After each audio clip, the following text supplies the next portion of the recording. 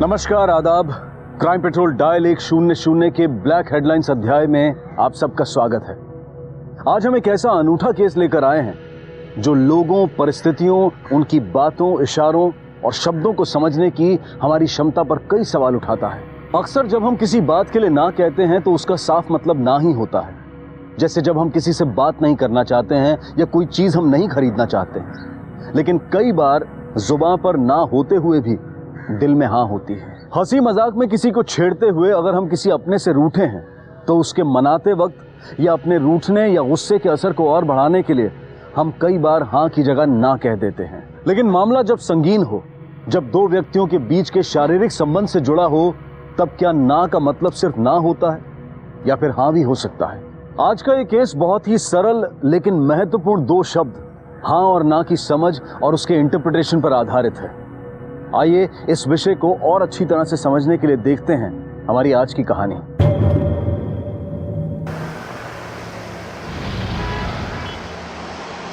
अब याद आ रही है माँ तुझे? फिर नहीं चढ़ूंगा मैडम किसी भी लड़की को। मैम, एक केस आया है, आपका आना जरूरी है। अगली बार हाथ जोड़ने के लायक भी नहीं रहेगा तू। और तो खातिरदारी करो इसकी। क्या कंप्लेंट है? रेप कंप्लेंट है। किसका रेप? मेरा।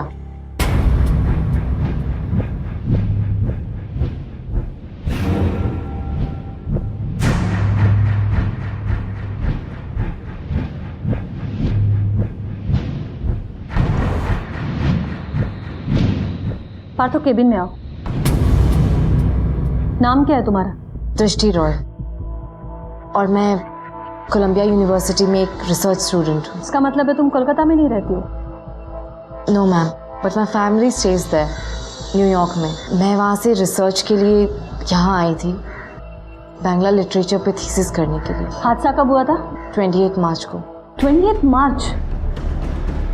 आज 19 जून है। तब तुमने कंप्लेंट क्यों नहीं लिखवाई थी? मैम, आफ्टर द इंसिडेंट मैं बहुत ज़्यादा टूट गई थी। मुझे कुछ समझ नहीं आ रहा था कि मैं क्या करूं। I was actually in trauma. तब मैंने सोचा मुझे अपनी फैमिली के पास चले जाना चाहिए, न्यूयॉर्क। मैं वहाँ गई, फैमिली के साथ रही, और साइकेट्रिस्ट से मिलने के बाद मैं धीरे धीरे इस इंसिडेंट से बाहर निकल सकी। और तब मुझे रियलाइज़ हुआ कि अहमद ने मेरे साथ कितना गलत किया था। इसीलिए मैं कंप्लेंट लिखाने यूएस से यहाँ आई हूँ। ये अहमद कौन है? मैम, डायरेक्टर हैं और वो डॉक्यूमेंट्रीज डायरेक्ट करते हैं। ये डायरेक्टर तनुजा सिद्दीकी के हस्बैंड तो नहीं? Yes ma'am.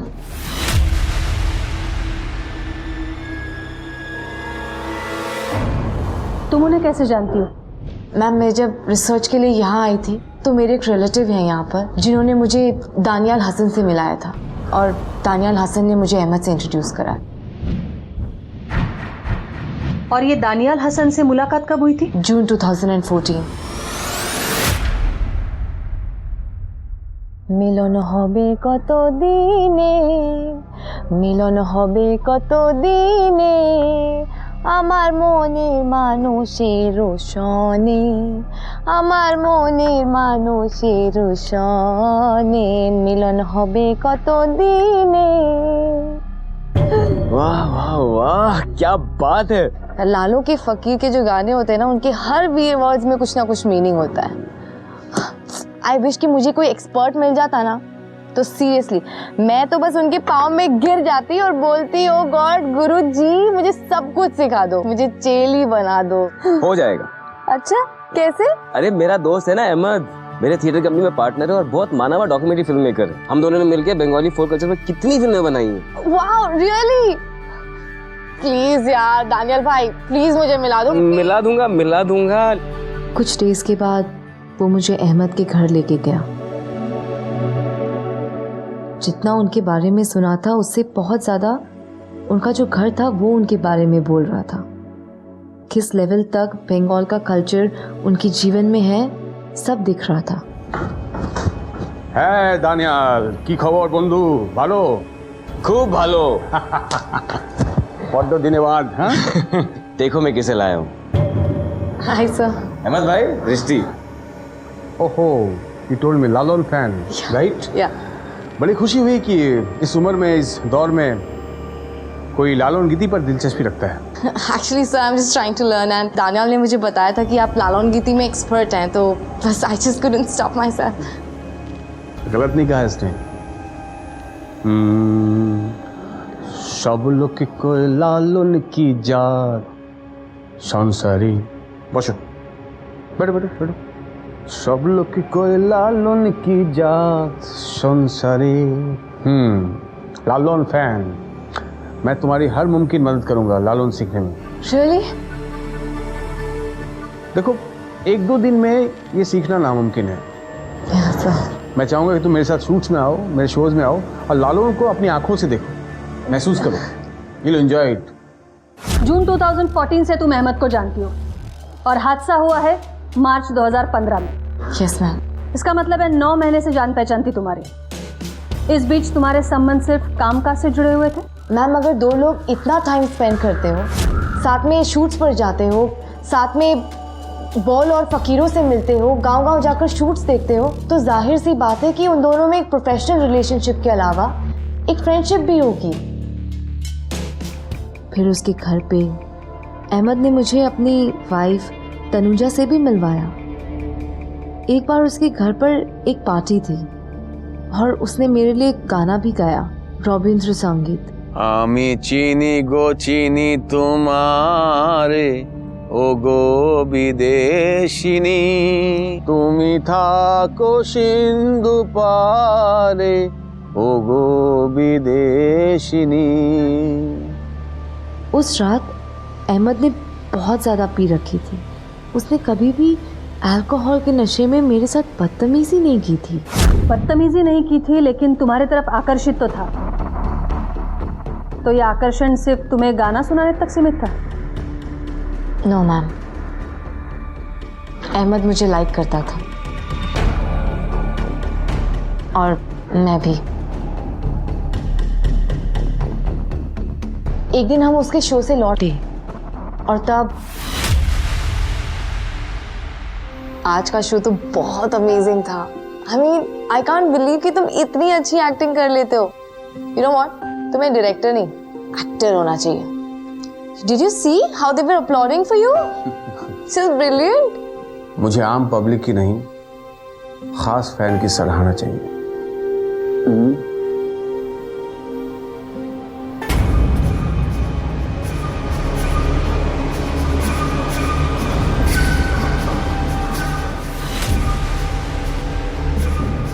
इसके बाद एक दिन हम अहमद के घर पर थे। दृष्टि, तुम्हें सौंदेश पसंद है? रुको, मैं लाती हूँ। भीमनाथ ठिकाने से। जल्दी नहीं है, जाओ।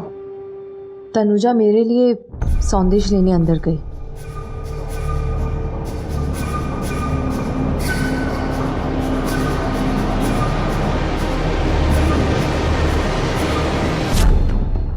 इतना सब कुछ होने के बावजूद तुम उसके खिलाफ कंप्लेंट दर्ज करवाना चाहती हो। पहले एक दूसरे को केस करना, उसके बाद में पुलिस कंप्लेंट करना। पुलिस को बेवकूफ समझ रखा है तुमने। What do you mean? 1-2 बार किस कर लेने का मतलब ये नहीं है कि उसे राइट मिल जाता है कि वो मेरे साथ कुछ भी करे, वो भी मेरी मर्जी के खिलाफ।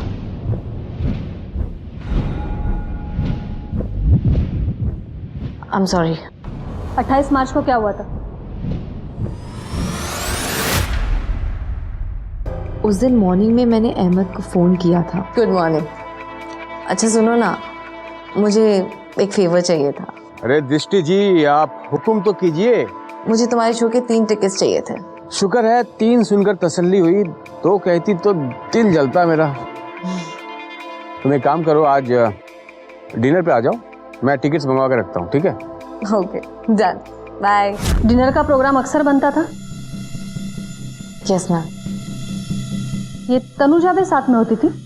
नॉट ऑलवेज, लेकिन मुझे पता था कि हम दोनों डिनर पे जाते हैं and she didn't have a problem. फिर क्या हुआ? अहमद के घर जाने से पहले मैं अपनी एक फ्रेंड को मिलने वाली थी। शाम को जब मैं तैयार हो रही थी तब मुझे अहमद का कॉल आया।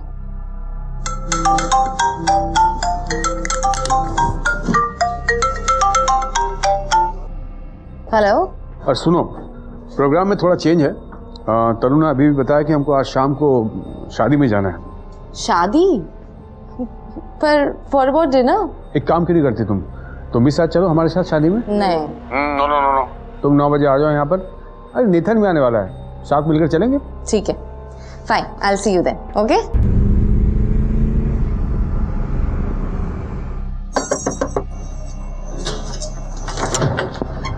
जी Ahmad, oh please come in.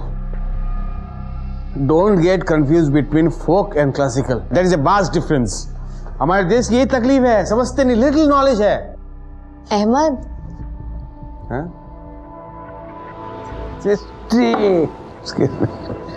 Here is surprise. This tree. Come. What a surprise. Meet my friend Ashok.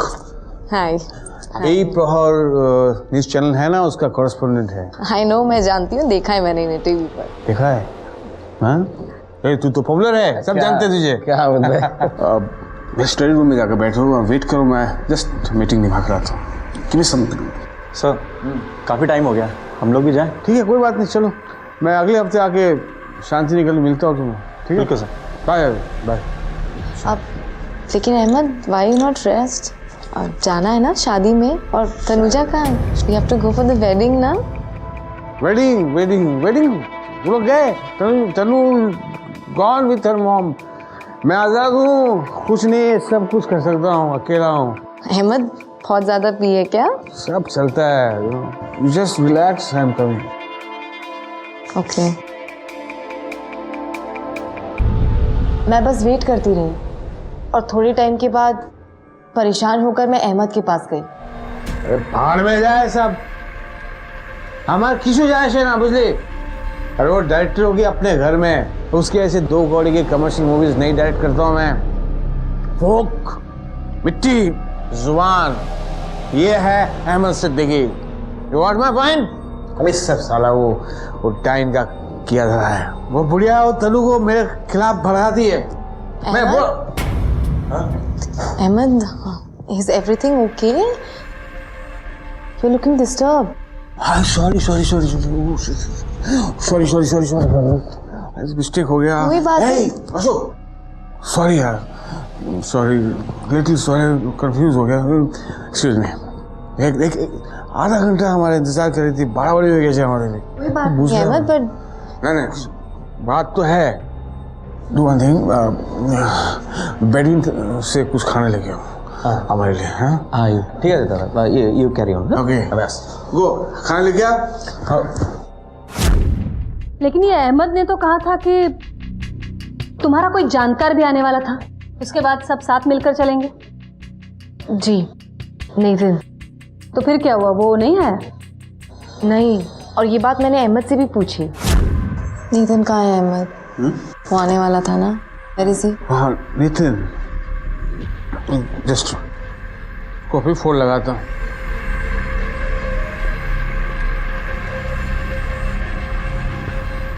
हे नितिन। अहमद भाई, अरे यार मुझे अर्जेंट काम से ना बोलपुर आना पड़ा, तो हम कल मिले। अरे यार, कल तक क्या शादी का दूल्हा दुल्हन तुम्हारे लिए वेट करेंगे क्या? हाँ चलो कोई नहीं, आप बाद में बात करते हैं, बाय। हाँ कोई नहीं, मैं मतलब हम और तुम, कोई नहीं। लेकिन अब नो मोर अल्कोहल, ओके? बहुत ज्यादा पी लिए तुमने। कहाँ पे मैंने, देखो हम perfectly alright.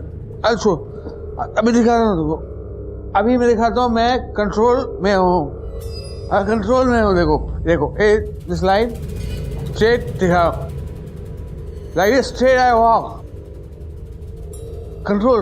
But you are not okay. अरे अभी वॉशरूम से आता हूँ, I am okay.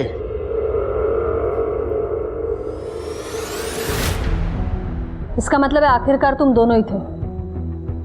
Yes. Partho, ये अहमद सिद्दीकी कहाँ है पता लगाओ, अरेस्ट करो इमीडिएटली। Yes ma'am. और दृष्टि, तुम्हें एक मेडिकल टेस्ट देना पड़ेगा। टेस्ट? लेकिन क्यों? जनरल प्रोसीजर है, अहमद का गुनाह साबित करने में मदद होगी। ये क्राइम 3 महीने पहले हुआ था, तो फिर ये टेस्ट कराने से कौन सा सबूत मिल जाएगा? ये अशोक यही प्रहार का करस्पॉन्डेंट था ना? यस। पहचान लेगा तुम्हें? हाँ। इसे पहचानते हो? जी बिल्कुल, ये दृष्टि है। अहमद के घर पर ही हमारी मुलाकात हुई थी। 28 मार्च को। करेक्ट। उस रात के बारे में कुछ और बता सकते हो? दृष्टि कब आई थी अहमद के घर? करीब 9 बजे। अहमद नशे में था।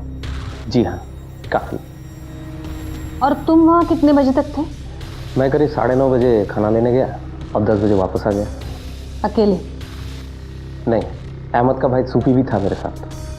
तो तुम्हारे वापस आने पर दृष्टि ने कुछ कहा तुमसे? नहीं, कुछ भी नहीं बताया मुझे। इनफैक्ट उस रात जब अहमद की तबीयत खराब थी तो मैं और सूफी काफ़ी घबरा गए। भैया भैया क्या हो गया भैया? अशोक भाई देखो ना, भैया को क्या हो गया? लगता है इनको दौरा पड़ा है। उठो ना। अशोक जी, अब मुझे जाना होगा, मेरी टैक्सी आ गई है, मैं चलती हूँ। दृष्टि जी, अगर थोड़ी देर रुक जाती, इन्हें बाइपोलर डिसऑर्डर है। तनु भाभी आती होंगी, लेकिन उनके पहले इन्हें कुछ खाना खिलाना पड़ेगा। और ये जब नशे में रहते हैं तो किसी की नहीं सुनते, बट आई एम श्योर आपकी सुनेंगे। प्लीज प्लीज दृष्टि जी, प्लीज प्लीज थोड़ी देर के लिए प्लीज। भैया उठो ना भैया। अब नहीं। और तुम्हारे कहने पर दृष्टि वहां रुक गई? जी, चुपचाप थी, काफ़ी परेशान लग रही थी। मुझे लगा शायद अहमद की हालत देखकर परेशान है। What happened? सुफी? तुम्हें भी लगता है इनको दौरा पड़ा है और खाना भी नहीं खा रहे, किसी की नहीं सुन रहे। अरे मैं खाना लाई हूँ घर से। अहमद रिलैक्स, मैं भी खाना पड़ा उसको लाती हूँ। ओके? अशोक जी, अब मैं चलती हूँ, तनुजा मैम भी आ गई हैं, तो आई जस्ट लीव। दृष्टि जी, 1 मिनट, मैं आपको छोड़ के आता हूँ, टैक्सी दिला देता हूँ। नहीं, उसकी कोई ज़रूरत नहीं है, मैं खुद चली जाऊँगी। नहीं दृष्टि जी, रात बहुत हो गई, इट्स नॉट सेफ। मैं आपको छोड़ देता हूँ। आइए आइए प्लीज। तो अशोक ने सब सच कहा था। इतना सब कुछ होने के बाद तुम वहां रुकी क्यों रही? किसी को कुछ बताया क्यों नहीं? अशोक को क्यों नहीं बताया? मैम, मैं बहुत डरी हुई थी। मैं क्या कहती उस टाइम? मुझे कुछ समझ में नहीं आ रहा था कि मैं क्या करूं। और ऊपर से अशोक से तो मैं उसी रात को मिली थी, तो how could I just say everything to him? तो सबसे पहले किसी जानकार को कब बताया था? उसी रात को, जब अहमद ने मेरे साथ ज़बरदस्ती की थी, तभी मैंने दानियाल को एक मैसेज किया था। दानियाल का नंबर है? जी। दानियाल हसन, 28 मार्च को क्या हुआ था? करीब 10 साढ़े 10 बजे रात के मुझे दृष्टि के मैसेजेस आने लगे। कह रही थी कि अहमद नशे में धुत है और उसने दृष्टि पे ज़बरदस्ती की। मैंने उसे कहा कि वहाँ से फ़ौरन निकल जाए और टैक्सी पकड़ के मुझे कॉल कर। जब मुझे उसका कॉल आया तो मुझे पता चला कि उस हादसे के कुछ दिन बाद तक जब दृष्टि ने कोई कदम नहीं उठाया तो मुझे लगा कि वो इसे भूलकर आगे बढ़ जाएगी। उसके बाद उसने मुझे कोई मेल भी फॉरवर्ड किए थे जो उसने अहमद को लिखे थे, पर मैंने उनका कोई जवाब नहीं दिया। मुझे लगा कि अब मुद्दा दफन हो जाएगा। कुछ महीने पहले जब मैं तनु से मिला तब मुझे पता चला कि दफन होना तो दूर, ये तो अब और संगीन हो गया है। कुछ समझ में नहीं आया। इतने महीनों बाद अचानक। आपको पता कैसे चला? दृष्टि ने बताया? नहीं, जब से अहमद रिहाब गए हैं उसके सारे ऑफिशियल्स ईमेल का रिप्लाई मैं ही करती हूँ। दृष्टि ने एक मेल लिखा था जो कि मैंने पढ़ लिया। तुम तो उसे जानते हो, एक बार बात करो ना, हो सकता है कुछ कंसीडर करे, कुछ सुने, प्लीज़।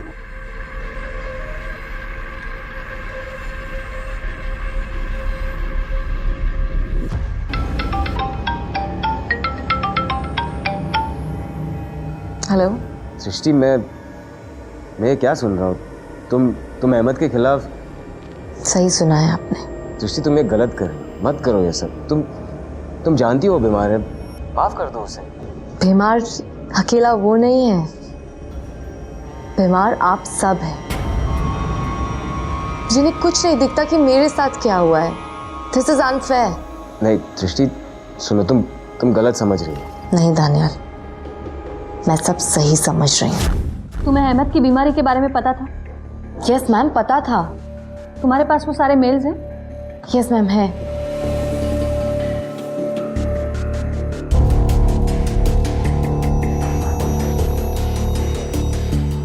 ये देखिए मैम, 30 मार्च का मेल, जिसमें मैंने इसको क्लियरली लिखा था कि उसने मेरे साथ ज़बरदस्ती की है। और वो देखिए इसका रिप्लाई, सिंसियर अपॉलॉजीज। रियली? इससे बस यही समझ में आता है कि वो कितना सिंसियर है और कितना अपॉलोजेटिक। पारे के जाबी नो बिरनो काते आय, पारे के जाबी नो बिरनो काते आय, रूप काष्ठेरो इनो का। Cut cut cut cut cut. अरे देख ना रे के गाड़ी ऐसे कैसे भीतर है, गाड़ी चटका। अरे सर ये क्या बदतमीजी है, आपने पूरा शॉट खराब कर दिया। शॉट पूरा होने में अभी भी वक्त बाकी है मिस्टर अहमद सिद्दीकी। आपको हमारे साथ पुलिस स्टेशन चलना होगा। You are under arrest. ले चलें। What do you mean? Don't touch me. Don't you dare put a finger on me. हटो यहाँ से, चलिए। देखिए आपके खिलाफ FIR दर्ज हुई है। FIR दर्ज क्या किया मैंने? रेप का चार्ज है आपके ऊपर and that's non bailable offence. Rape? क्या बात कर रहे हैं सर? चलिए देखिए आपको कोई गलतफहमी हुई है। चलिए आप देखिए आप प्लीज। अहमद को गिरफ्तार तो कर लिया गया, लेकिन क्या दृष्टि की शिकायत ही इस इल्जाम को साबित करने के लिए काफी है? बलात्कार का इल्जाम एक संगीन इल्जाम है और गिरफ्तारी होने पर जमानत तक नहीं मिलती। 23 मार्च की रात को हुए इस हादसे पर अहमद का क्या कहना था और उसके बयान के बाद अब ये कहानी कौन सा मोड़ लेने वाली थी? हाँ ऐसे मुझे काम से उठा के लेके आए आप लोग, आपको पता नहीं मैं कौन हूँ? देखिए सर, अरे आप पुलिस स्टेशन क्यों लेके आए मुझे? I have some work, I am a director. Ma'am, तो तुम्हें पता होगा तुम्हें अरेस्ट क्यों किया गया है? हाँ पता है, बकवास कर रही है वो, बदला लेना चाहती है मुझसे। मैंने उसके साथ कोई जबरदस्ती नहीं की है। अच्छा, कुछ नहीं किया था तो ये क्या है? किस बात की माफी मांग रहे हो? Sincere apologies? देखिए मैडम, ये सुबह सुबह जब मेल मैंने देखे थे तो मैं अपने काम में मशरूफ था। मैं सिर्फ पहले के कुछ लाइन पढ़े थे। मुझे ऐसा लगा कि वो उस बात से मायूस है कि उस रात को हम दोनों के पास पूरा मौका था, हम दोनों घर पर अकेले थे, फिर भी हमारे बीच कुछ नहीं हुआ। तो जल्दबाजी में मैंने वो उसके जवाब में कुछ लिख दिया। फिर शाम को जब मैंने दोबारा ये मेल पढ़ा तब मुझे समझ आया कि उसे लिखा क्या है। फिर तुरंत मैंने उसको फ़ोन किया और हमारे बीच में सारी बातें क्लियर हो चुकी थी। क्या बात हुई थी तुम दोनों के बीच? दृष्टि दृष्टि दृष्टि, देखो you are getting me all wrong. हाँ देखो, मैं बोल रहा हूँ कि मैं भी तुम्हें पसंद करता हूँ, आई लाइक यू, बट जो भी हमारे बीच हुआ वो that was a casual stuff. Really? तो क्या हम दोनों के बीच में जो भी हुआ वो सब एक दोस्त के बीच में होता है? It was just casual? It was not love sweetheart. खैर, मैं तुम्हें ये बोलने के लिए फ़ोन किया कि अगर तुम्हारे मन में हम दोनों के बीच में लेकर कुछ गलतफहमी है उसे निकाल दो, ठीक है?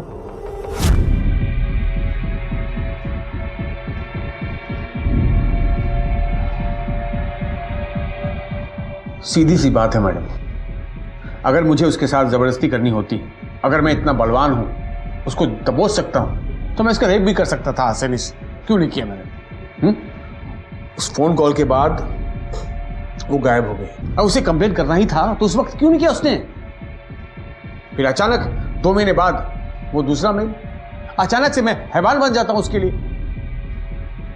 और पहले मेल में आपने खुद देखा है कि उसको फिक्र थी मेरी, मुझसे प्यार करती थी, आपने खुद पढ़ा है। और 2 महीने बाद मेरी वजह से उसका कॉन्फिडेंस खत्म हो गया, मेरी वजह से उसकी जिंदगी बर्बाद हो गई, मेरी वजह से इंडिया छोड़कर जाना पड़ा उसे, सिर्फ उसी एक रात के कुछ लम्हों की वजह से।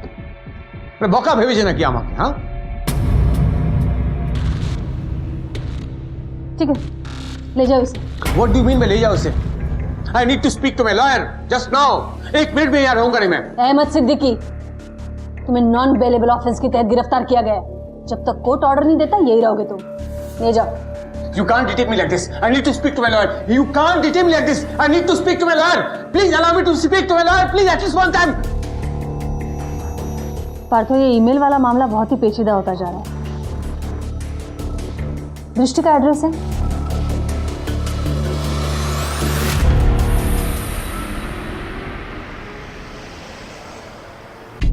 अहमद को जो तुमने मेल्स भेजे थे उसके लैंग्वेज में काफी डिफरेंस है।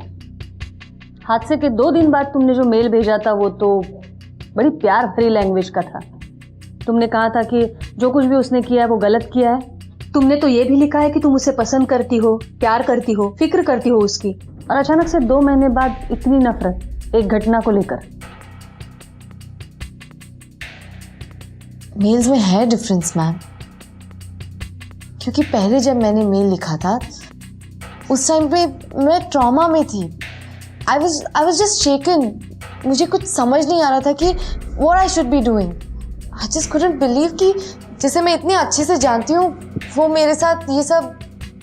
फिर धीरे धीरे जब मैं इस ट्रॉमा से बाहर आई, देन आई रियलाइज कि उसने मेरे साथ क्या किया। दूसरे मेल का जवाब दिया था अहमद ने? नो मैम, उसने नहीं दिया था, वो तनुजा ने दिया था।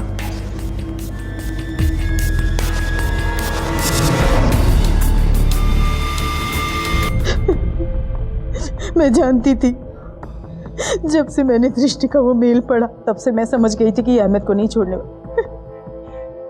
दौरा पड़ने के बाद हमें अहमद को रिहैब सेंटर में दाखिल करना पड़ा। जब तक अहमद रिहैब में थे उनके सारे बिजनेस मेल्स मैं ही चेक करती थी। तभी मुझे दृष्टि का ये मेल मिला और मैंने उसे रिप्लाई किया। मैं समझ गई थी कि वो कंप्लेंट करके ही छोड़ेगी और ऐसा ही हुआ।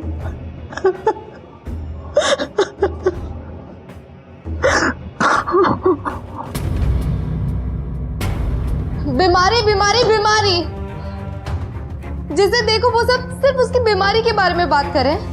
और मेरा क्या मैम, मैं जिस ट्रॉमा से गुजरी हूं उसके बारे में कोई नहीं बोल रहा। मैं जब घर गई, वहां एक साइकेट्रिस्ट से मिली, तब मैं धीरे धीरे अपनी स्टेट से बाहर आ सकी हूँ मैम।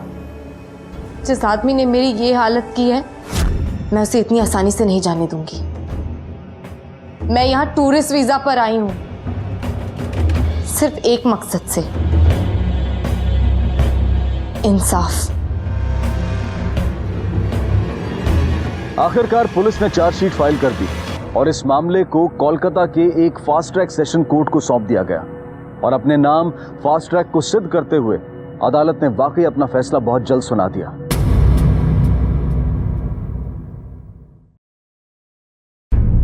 दृष्टि, 28 मार्च की रात को क्या क्या हुआ वो जज साहब और इस पूरे कोर्ट को बेबाक होकर बताओ। उस एक रात ने मेरी जिंदगी बदल दी। उस रात का एक एक पल, एक एक लम्हा, आई रिमेंबर एवरीथिंग। আমি চিনি গো চিনি তোমার ওগো বিদেশিনী, তুমি থাকো সিন্ধু পারে ওগো বিদেশিনী। यहाँ अभी सिर्फ मैं और तुम हैं अकेले। यहाँ नहीं रहता हूं मैं अकेला रोज, बस आज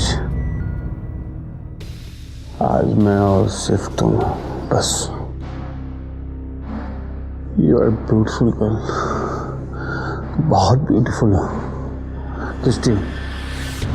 Ahmad, just I make you happy, just Ahmad. No,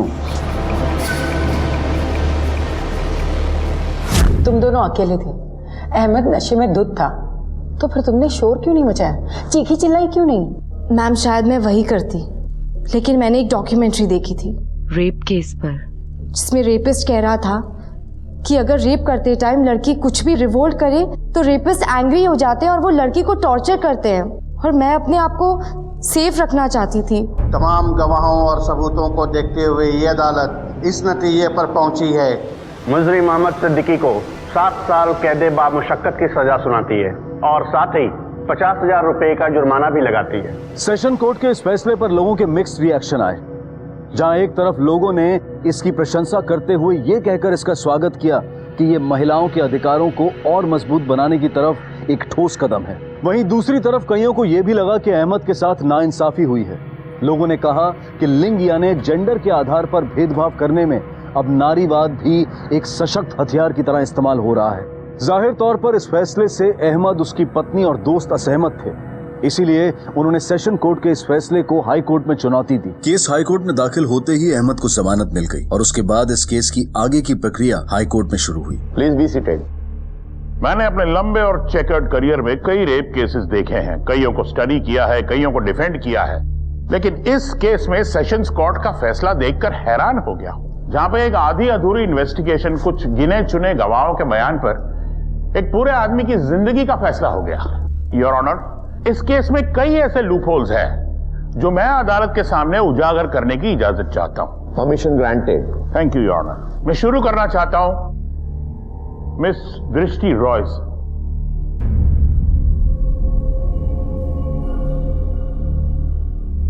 miss दृष्टि रॉय, 28 मार्च की रात को जब आप अहमद सिद्दीकी के घर पहुंची तो आपके कहने के मुताबिक आपने उन्हें नशे में पाया। आपको ये ताज्जुब नहीं लगा? जी नहीं, लेकिन जिस तरह से मिसबिहेव उस दिन उसने मेरे साथ किया वैसा उसने पहले कभी नहीं किया था। योर ऑनर, इस बात को नोट किया जाए कि इन्होंने पहले भी अहमद को इंटॉक्सिकेटेड हालत में देखा था। सो मिस रॉय, 28 मार्च और आपके यूएस जाने तक आपकी गतिविधियां क्या रही? मेरा मतलब है कि आप कहां गई, किससे मिली, क्या बातें की, योर एक्टिविटीज इन शॉर्ट। उस इंसिडेंट के बाद मैं एक बंगाल टूर पे चली गई थी। मैं बहुत ज़्यादा डिस्टर्ब थी, तो बस अपने आप को ठीक करने के लिए मैं यहाँ से चली गई। आई सी, डिस्ट्रैक्ट करने के लिए, यानी trauma your honour, trauma, post rape trauma. Objection your honour.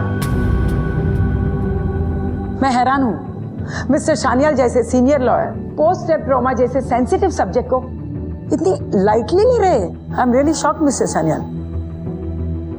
Your honour, मैं चाहती हूँ कि मिस्टर सान्याल इनके इस बर्ताव के लिए कोर्ट से माफी मांगे। प्रोसिक्यूटर साहिबा बिल्कुल सही कह रही है advocate Sanyal. I am sorry your honour. मैं प्रोसिक्यूटर साहिबा, मिस रॉय और इस अदालत से तहे दिल से माफी मांगता हूं। मेल्स, आपने मेरे क्लाइंट को 2 मेल्स किए थे, एक 30 तारीख को और दूसरा 2 महीने के बाद। पहले मेल में आप अहमद के साथ निहायत ही प्यार से पेश आई थी, यहां तक कि लिखा था आपने कि जो हुआ वो नहीं होना चाहिए था, लेकिन बट यू अंडरस्टैंड लिखा था ना आपने। योर ऑनर, इनके पहले मेल में इन्होंने लिखा था कि जो हुआ वो नहीं होना चाहिए, but she understands that should be noted. तो फिर मिस रॉय, 2 महीने में ऐसा क्या हुआ कि ये प्यार भरी अंडरस्टैंडिंग जो थी वो एक भयानक नफरत में बदल गई? सर, उस इंसिडेंट के बाद मैं ट्रॉमा में चली गई थी। मैंने कभी भी अहमद से ये सब एक्सपेक्ट नहीं किया था, लेकिन यूएस जाने के बाद जब मैं इस इंसिडेंट से बाहर निकली तब मुझे समझ में आया कि अहमद ने मेरे साथ क्या किया था। हाँ मिस रॉय, तो आप ये कह रही है कि हादसे के बाद जब आप यूएस गई, वहां काउंसलिंग ली, उसके बाद आपको पता चला कि अहमद ने आपके साथ क्या किया था? या फिर ऐसा तो नहीं कि अहमद के फोन कॉल के बाद आपके दिमाग में ये ख्याल आया हो? Sir, I didn't get any call. कौन सा फोन कॉल? 30 मार्च का फोन कॉल मिस रॉय। जिस दिन आपने मेल लिखा था उसी दिन शाम का जो आपको आया था। नो सर, कोई कॉल नहीं आया था। आया था मिस रॉय, आया था, क्योंकि फोन रिकॉर्ड्स झूठ नहीं बोलते। ये सीडीआर है और उस कॉल में मेरे क्लाइंट ने आपको साफ साफ कह दिया था कि उसके और आपके ऐसे कोई संबंध नहीं है और ना ही फ्यूचर में वो ऐसे कोई संबंध आपके साथ रखना चाहता है। No sir, this is a sheer lie। ऐसा कुछ नहीं था, ये झूठ है। ये सच है मिस रॉय। हकीकत में आप अहमद के रवैये से नाराज हो गई थी। आपको ऐसा लगा कि अहमद ने आपको धोखा दिया है और आपका फायदा उठाया है, और जितना आप इस बात को सोचती गई उतना आपको और दुख होता गया, उतना आपको और गुस्सा आता गया, और एक पॉइंट ऐसा आया मिस रॉय जब आपने सोच लिया कि आप अहमद से बदला लेंगी। नो सर, ये सब गलत है। आप क्या बोल रहे हैं? मैं कुछ नहीं कह रहा हूं, ये कॉल रिकॉर्ड्स कह रहे हैं जो फिलहाल जज साहब के पास हैं।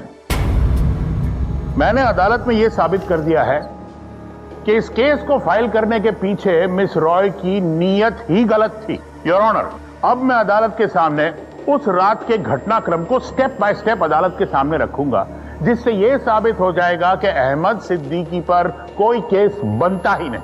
हाँ मिस रॉय, क्या आप उस रात के घटनाक्रम के बारे में अदालत को बता सकती हैं?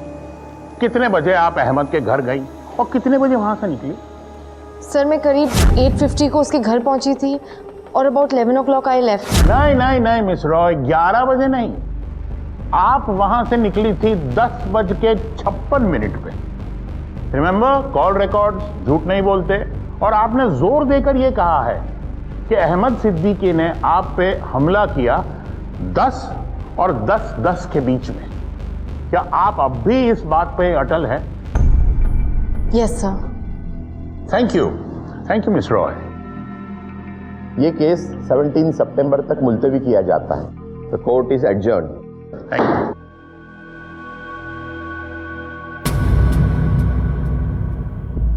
मिस्टर अशोक, 28 मार्च को जब आप अहमद सिद्दीकी के घर पहुंचे, उसके बाद आपकी क्या गतिविधियां रही थी वो अदालत को बताइए। सर, मैं अमित भाई के साथ ही था जब दृष्टि वहाँ आई थी, करीब 8:50 से 9 के बीच, और मैं करीब 9:30 बजे उनके लिए खाना लाने गया और 10 बजे मैं वापस आ गया था। अच्छा, 10 बजे? जी। इतने यकीन के साथ आप कैसे कह सकते हैं? मैम, मैं एक्चुअली अपने वाइफ को मैसेज किया था लौटने के बाद, ठीक 10:02 पर। ये रिकॉर्ड्स मैंने मोबाइल में। ऑब्जेक्शन योर ऑनर, ऐसे एविडेंस कोर्ट में वैलिड नहीं है। चलिए, अगर एसएमएस वैलिड नहीं है मान लेते हैं, और वैलिड होने की जरूरत भी नहीं है, क्योंकि हमारे पास क्या है? Call detail record. और सीडीआर ये कहता है कि 8:48 से 9:30 तक अशोक अहमद के सेल टावर की रेंज में था। 9:30 के बाद अशोक अहमद के सेल टावर की रेंज से बाहर हो गया। फिर 10:02 पे अशोक फिर से अहमद के सेल टावर की रेंज में आ गया। अब अगर हम मिस रॉय के बयान पे गौर करें तो मिस रॉय ने अपने बयान में यह कहा है कि उन पर जो असॉल्ट हुआ है वो 10 और 10:10 के बीच में किया है, लेकिन 10:02 पर तो अशोक वापस अहमद के सेल टावर के रेंज में आ गया था, और वो सीडीआर से साबित हुआ है। तो फिर ये कोर्ट अगर ये मान के चले कि जो भी असॉल्ट हुआ है वो 10 और 10:02 के बीच हुआ है, यानी सिर्फ 2 मिनट थे उस असॉल्ट को होने के लिए। और उसके बाद अशोक मिस रॉय को नीचे ले गया, टैक्सी में बिठाया और ऐसा कहा कि पहुंच के फोन करना। लेकिन उस रात आप घर नहीं गई मिस रॉय, तो आप गई कहां थी? सर, मैं बहुत स्ट्रेस थी और अकेले नहीं रहना चाहती थी, इसीलिए मैं अपने फ्रेंड तनुज से मिलने चली गई उसकी कैफेटेरिया में। कितने बजे पहुंची आप वहां पर? About 11:50। Thank you miss Roy, you can go. Your honour, अब मैं तनुज वोरा को विटनेस स्टैंड में बुलाना चाहूंगा। इजाजत है। सर, मैंने ही दृष्टि को कॉल किया था। सर, मेरे कैफ़े का पहला सालगिरह था, वो हमारी रेगुलर कस्टमर थी, पर उसने आने से मना कर दिया क्योंकि उसका डिनर का प्लान था। ओह, तो वो नहीं आना चाहती थी, लेकिन फिर भी आई, तो आपको तो काफी हैरत हुई होगी। सर, हैरत तो हुई थी, पर उसके पहले करीब 10 बजे के आसपास दृष्टि का मुझे कॉल आया था, पर सर हमारी कोई बात ही नहीं हुई क्योंकि सामने से कुछ आवाज़ ही नहीं आ रही थी। वो फोन जो आपको आया था वो एग्जैक्टली कितने बजे आया था? सर, करीब 10:11 पे, and I am damn sure.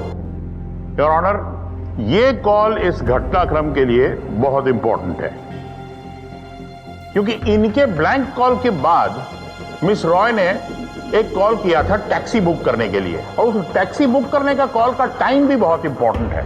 इसीलिए मैं अदालत के सामने एक ऐसे विटनेस को पेश करना चाहता हूं जो कि सेशंस कोर्ट में पेश हुआ ही नहीं। उस टैक्सी कंपनी के असिस्टेंट मैनेजर मिस्टर ब्रिजेश पाल। ये केस 25 सितंबर तक मुलतवी किया जाता है और उसी रोज इस केस का फैसला भी सुनाया जाएगा। The court is adjourned. मेरा नाम ब्रिजेश पाल है, मैं अल्फा टैक्सी कंपनी में असिस्टेंट मैनेजर हूँ।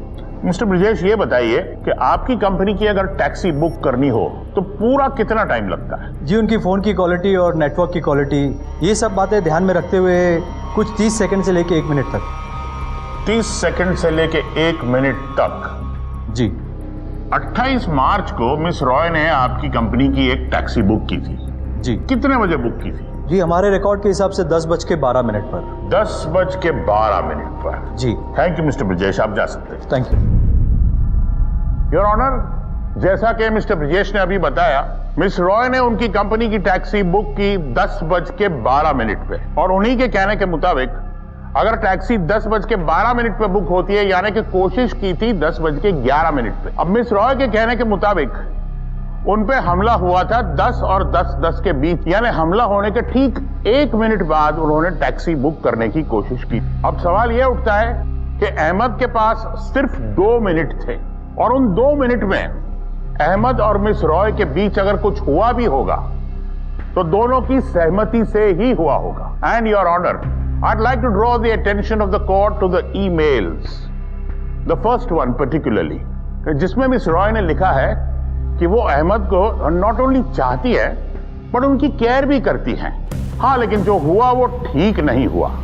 तो आप ही बताइए योर ऑनर कि कौन सी रेप विक्टिम अपने रेपिस्ट को इस तरह प्यार से डांटेगी? Is it possible? It's not possible your honour.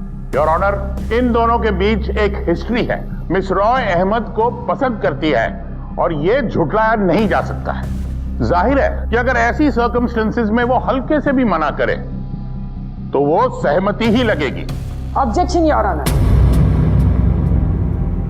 Advocate Sanyal एक जटिल और संवेदनशील विषय को कुछ ज्यादा ही सरल बना रहे हैं। Oh no, no, Your Honor. On the contrary, madam. Miss Roy ने अपने बयान में खुद कहा है कि वो इतना डर गई थी कि वो कोई विरोध नहीं कर रही थी।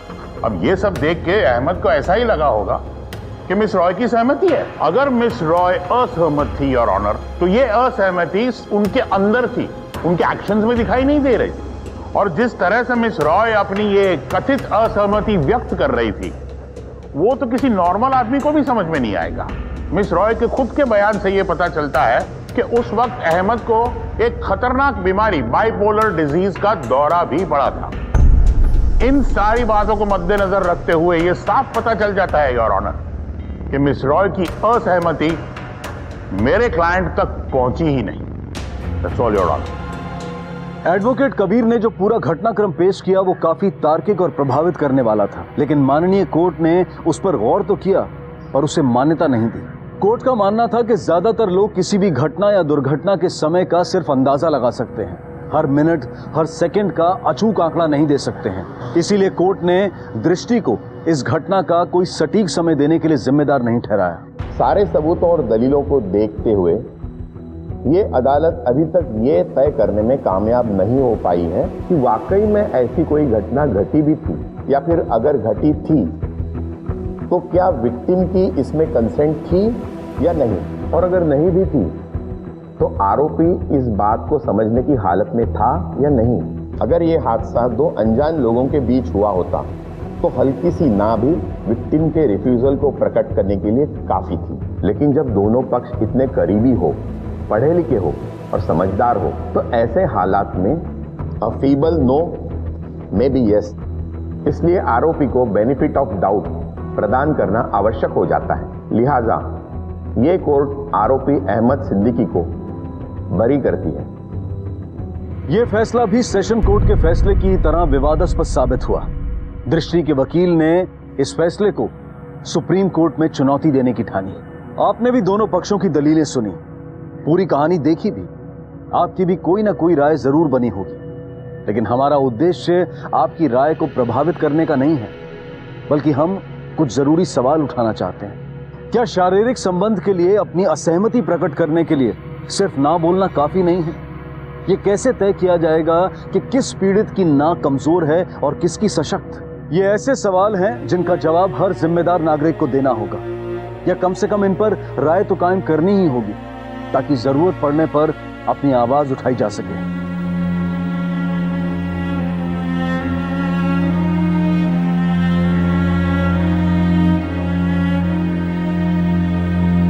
देखते हैं हमारे आज के एपिसोड की दूसरी कहानी।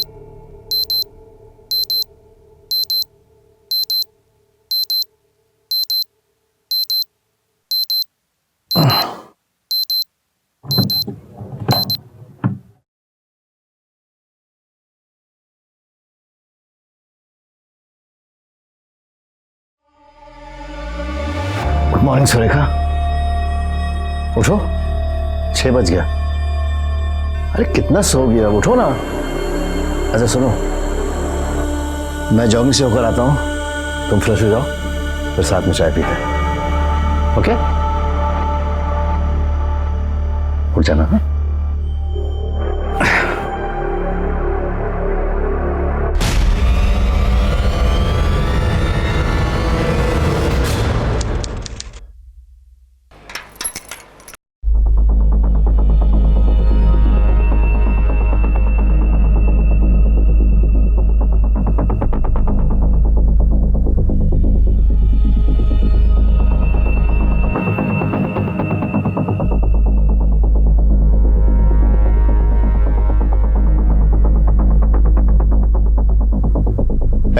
दिखता नहीं क्या बातें कर रहे हो? उधर कचरा पड़ा, इधर उठाओ इसे।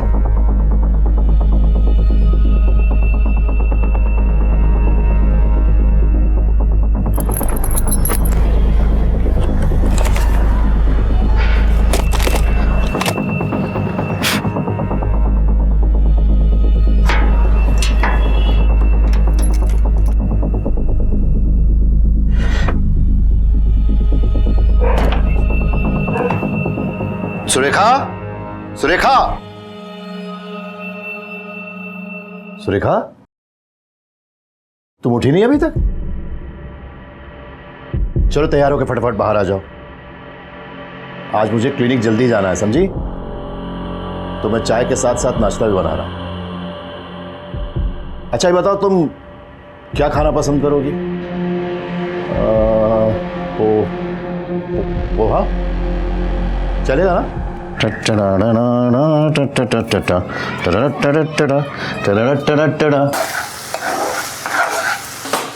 सुरेखा, जल्दी से उठ जाओ, नाश्ता तैयार हो गया है।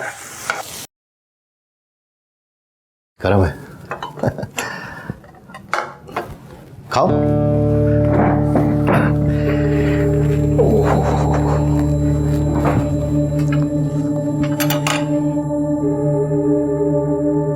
कैसा है? मैं देखता हूं।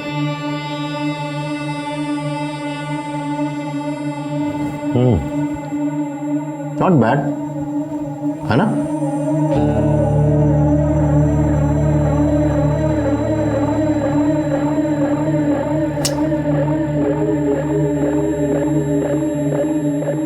तुम्हें तो ये सब पसंद है ना?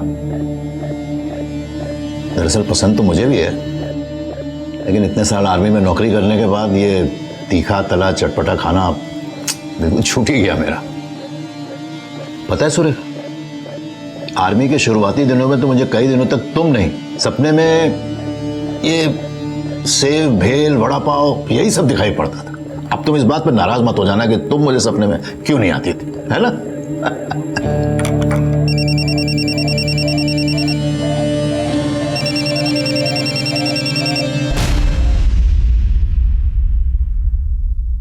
क्या बात है सुरेखा, मूड खराब है तुम्हारा? इतनी गुमसुम सी क्यों लग रही हो? ओह शिट, अरे मैं तो भूल ही गया, तुमको तो रात में बुखार था ना? मैं तुम्हें दवाई दूंगा, फिर क्लिनिक चला जाऊंगा, ठीक है? लेकिन एक बात याद रखना, तुम घर से कहीं बाहर नहीं जाओगे।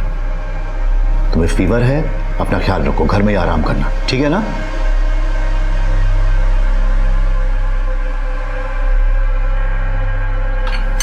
मैं कितना केयरलेस हस्बैंड हूं, आई स्वेयर। तुम्हें फीवर है और मैं क्लिनिक जा रहा हूं, तुम्हें इस हाल में छोड़कर। Very bad. हेलो, हाँ मनीषा, मैंने तुम्हें इसलिए फोन किया है कि आज मैं क्लिनिक नहीं आ पाऊंगा। हाँ सब ठीक है, वो सुरेखा की तबीयत थोड़ी खराब है और तुम तो जानती हो मैं उसे अकेला नहीं छोड़ सकता। अच्छा सुनो, अब मेरे जितने भी पेशेंट्स हैं ना, तुम उन्हें डॉक्टर शेट्टी को रेफर कर देना। थैंक्स।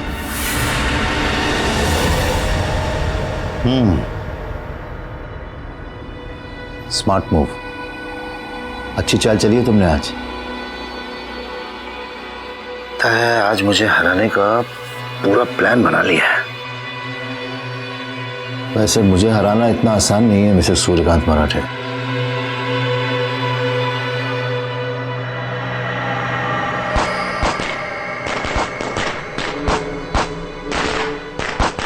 पटाखे कौन दगा रहा है? आज तो कोई फेस्टिवल भी नहीं है ना?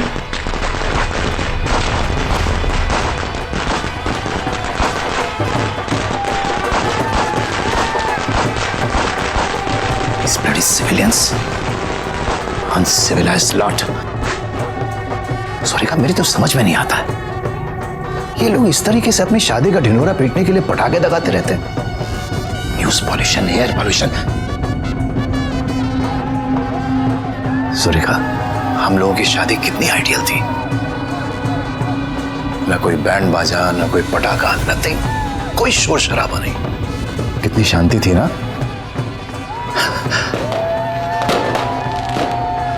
इन गधों को सबक सिखाना ही पड़ेगा।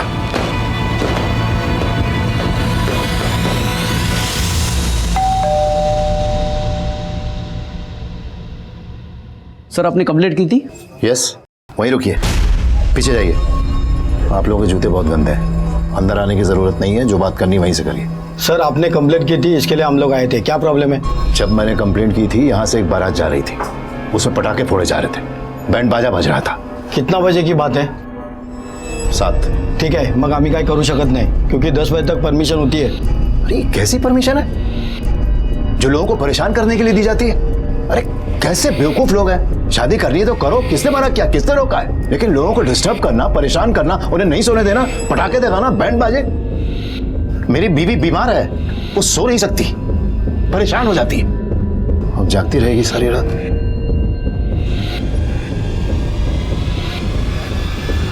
अजीब आदमी है। चलो।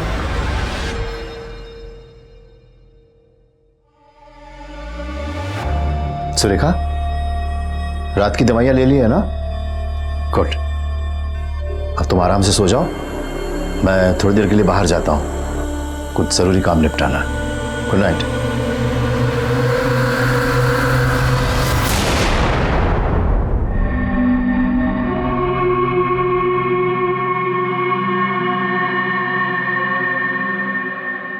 सूर्या, सूर्या, सूर्या, देखो ना कशी दिसतीये मी, यानी ज्यादा ओवर तो नहीं ना लग रहा है? बॉम्ब लग रही हो, बॉम्ब। अगर ऐसे सज-धज कर जाओगी ना वहां, पता चला दूल्हा दुल्हन को देखने के बजाय कहीं तुम्ही को देखकर लट्टू हो गया तो। सूर्या, मजाक मत करो, ठीक तरह से बताओ, ऐका झगामगा नहीं ना लग रहा है? अरे नहीं लग रहा है भाई, मैं कह रहा हूं ना 1% ऊपर न 1% कम। एकदम लेफ्टिनेंट कर्नल सूर्यकांत मराठे की wife number 1। Thank you so much Marathi. लेकिन आप तैयार हो जाओ, कहीं ऐसा ना हो जाए कि लड़की विदा होने के बाद हम वहां पहुंचे। अरे भाई ऐसा नहीं होगा, बस लास्ट के 3-4 पेज बचे, खत्म करके तैयार होने जाता हूँ। आप ना सचमुच विदा करके ही मानो। अरे बस छोड़ दो सूर्या।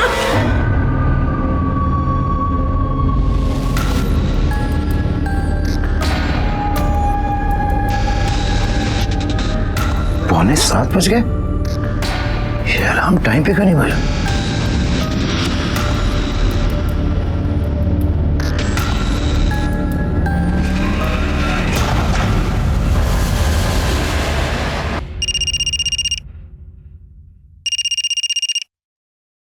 हेलो, हाँ सनाया बेटा, कैसी हो तुम?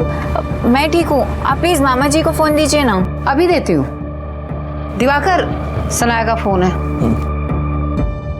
हाँ बोलो शनाया। मामा जी, मैं बहुत दिनों से आई को फोन करने की कोशिश कर रही हूँ। कुछ दिन पहले तक तो वो फोन नहीं उठा रही थी, लेकिन अभी उनका फोन बंद आ रहा है। अरे तो बेटा अपने पापा के नंबर पे कॉल करो, सूर्यकांत तुम्हारी बात तुम्हारी माँ से करवा देंगे। मामा जी, मैंने उनको भी बहुत फोन किया, लेकिन वो भी फोन नहीं उठा रहे हैं। आप प्लीज जाके देखिए ना एक बार। टेंशन मत लो, मैं जाकर देखता हूँ और सुरेखा से तुम्हारी बात भी करवा देता हूँ। बोलिए। ये घड़ी जरा चेक करो। क्या प्रॉब्लम है? ठीक तो चल रही है सर? चल रही है, लेकिन अलार्म गलत टाइम पे बजता है। सर ये घड़ी नहीं, एंटिक पीस है। जब तक चल रहा है तब तक ठीक है। इसे ना घर पे मत रखिए, किसी म्यूजियम में रखिए। Shut up. तो इधर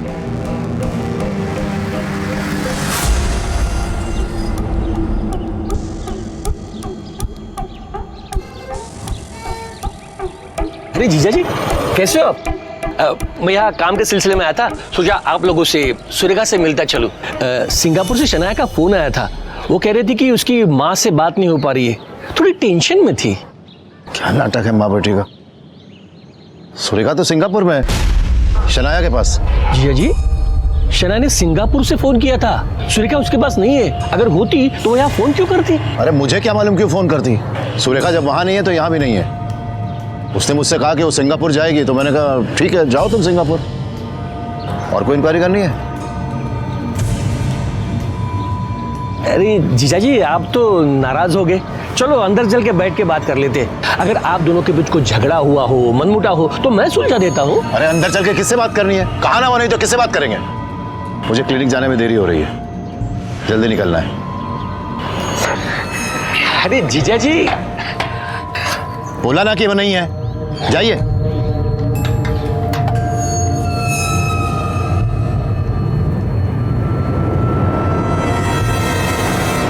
आखिर क्या चल रहा था सूर्यकांत के दिमाग में? क्यों उसने दिवाकर से झूठ बोला कि सुरेखा सिंगापुर गई है, जबकि वो सुबह शाम उससे बात करता था, उसका ख्याल रखता था? और उसने दिवाकर को अपने घर में क्यों नहीं आने दिया? क्या वो कुछ छिपा रहा था, या फिर ये सिर्फ रिश्तों के बीच की आपसी दूरियों की वजह से था? मामा जी, अगर उनको यहाँ आना होता कम से कम मुझे इन्फॉर्म तो करती। ऐसे ही उठ के सिंगापुर आ जाना क्या आसान है क्या? अगर मुझे नहीं इन्फॉर्म कर पाती तो ठीक है, लेकिन आपको तो बताती, आप तो वहीं थे ना। मामा जी, मुझे ऐसा लग रहा है कि आई और बाबा के बीच में जरूर कुछ हुआ है। क्या मतलब है तुम्हारा? मतलब ये कि मामा जी, जब मैं लास्ट टाइम आई थी ना इंडिया में, तब आई ने मुझे बताया था कि आई और बाबा के बीच में बहुत अनबन चल रही है। इनफैक्ट मैं अभी भी जब उनसे फोन में बात करती थी, वो बेचारी रोती रहती थी। मामा जी, मुझे बहुत डर लग रहा है, मुझे एक अजीब सी घबराहट हो रही है। आप एक काम कीजिए, आप प्लीज जाके पुलिस को कंप्लेन कीजिए। आई एम श्योर कि पुलिस ही मेरी आई को ढूंढेगी। मैं कुछ समझा नहीं, आखिर आप कहना क्या चाहते हैं? देखिए सर, बात यह है कि मेरी बहन सुरेखा मराठे अपने हस्बैंड के साथ इसी एरिया में रहती है, लेकिन उसके पति का कहना है कि वो तो सिंगापुर चली गई है अपनी बेटी के पास, जबकि मेरी भांजी शनाया का कहना है कि वो तो सिंगापुर आई ही नहीं है। अब तक तो सुरेखा फोन नहीं उठा रही थी, लेकिन अब तो उसका फोन भी ऑफ आ रहा है। इसलिए मैं शनाया के कहने पर सुरेखा से मिलने उसके घर चला गया, लेकिन जीजा जी ने मुझे घर में घुसने ही नहीं दिया। वैसे तो वो अच्छे हैं, लेकिन पता नहीं उन्होंने ऐसा बिहेव क्यों किया। हमेशा वो अच्छे से पेश आते हैं, बात करते हैं, पता नहीं अचानक उन्हें क्या हो गया। नाम क्या है उनका? सूर्यकांत मराठे। सुरेखा, मैं क्लिनिक के लिए निकल रहा हूं, तुम्हारा खाना बनाकर फ्रिज में रख दिया है, गरमा के खा लेना। हाँ, और दवाई भी ले लेना, ओके?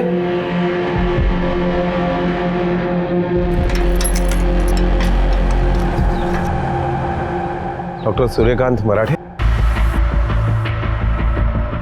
यस, कहिए। हमें आपका घर चेक करना है। इन्होंने कंप्लेंट की है कि इनकी बहन लापता है। What rubbish? Why are you doing this?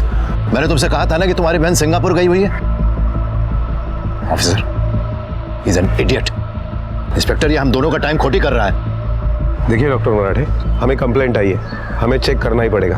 Okay, warrant दिखाइए। वारंट? डॉक्टर, बस चेक करके निकल जाएंगे, तसल्ली करके। ऑफिसर, घर चेक करने के लिए वारंट की जरूरत पड़ती है, and this is the procedure. मैं क्लिनिक जा रहा हूं, तब तक आप वारंट लेकर आइए। सर, डॉक्टर सूर्यकांत मराठे ने हमें उसके घर पर घुसने ही नहीं दिया। सर्च वारंट मांग रहा था, प्रोसीजर बता रहा था। बड़ा ही शातिर दिमाग आदमी है सर। मैं दिवाकर जी को लेके कोर्ट जा रहा हूँ, वहां पर उनकी स्टेटमेंट पर सर्च वारंट मिल जाएगा। शाम तक उसके घर की तलाशी हो जाएगी। मैंने एक अपना आदमी उसके घर के बाहर तैनात कर दिया है।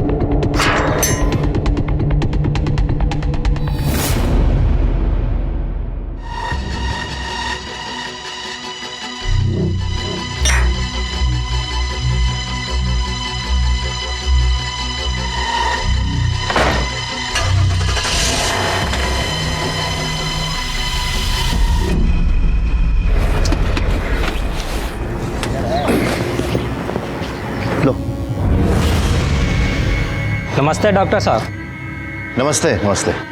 ऑटो रिक्शा से आए आज? हाँ, वो गाड़ी का एसी खराब हो गया था। अच्छा। मैकेनिक को दिया। तुम्हारी बहन की शादी है ना? हाँ सर। कब? अगले महीने। आप आएंगे ना? हाँ हाँ बिल्कुल बिल्कुल। कुछ मदद की जरूरत हो तो बताना। ठीक है। क्या हुआ? रोना नहीं, रोना नहीं।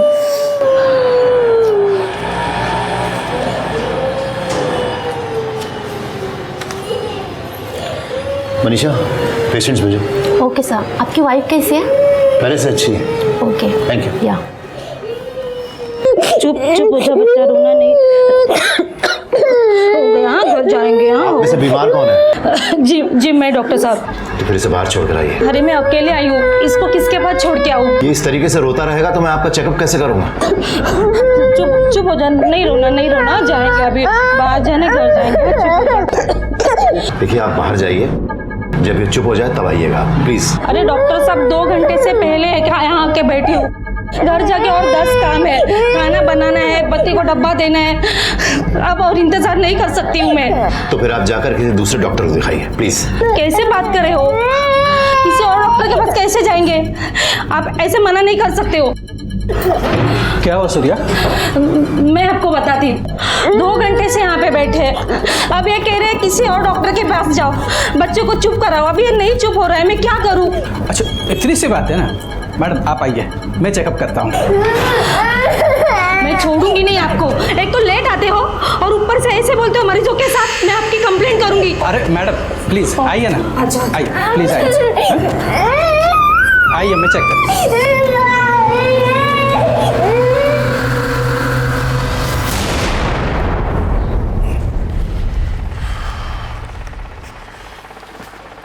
डॉक्टर मराठे, आपको वारंट चाहिए था ना? ये रहा वारंट। अब आगे की प्रोसीजर तो आपको पता ही होगी।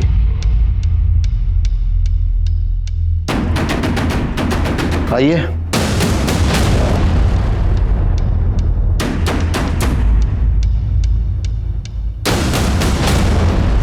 देख लीजिए।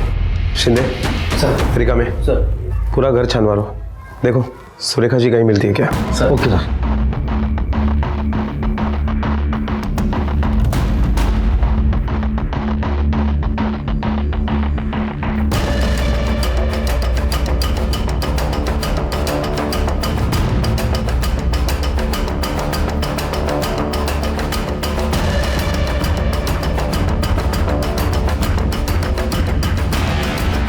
क्या अजीब आदमी है, इतने ठंड के मौसम में भी एसी का टेम्परेचर इतना कम करके रखा है, घर को शिमला बना के रखा है।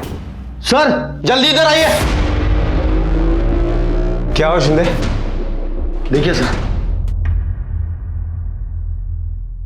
एक काम करो, राणे साहब को फोन करो। Okay sir. क्या हुआ सर? क्या हुआ? कुछ नहीं, आइए आइए।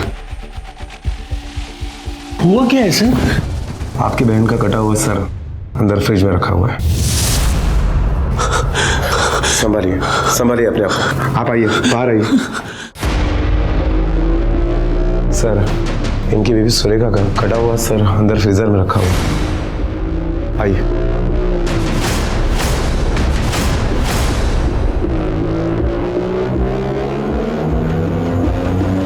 ये देखिए।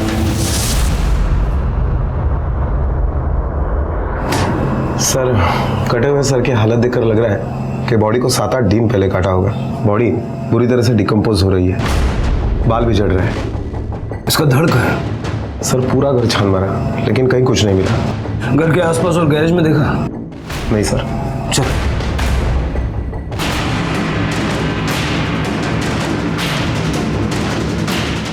तावड़े यहाँ देखो सर।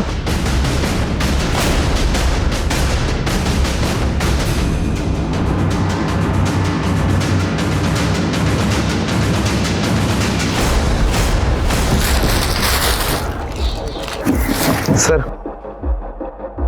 ये देखिए आ रही।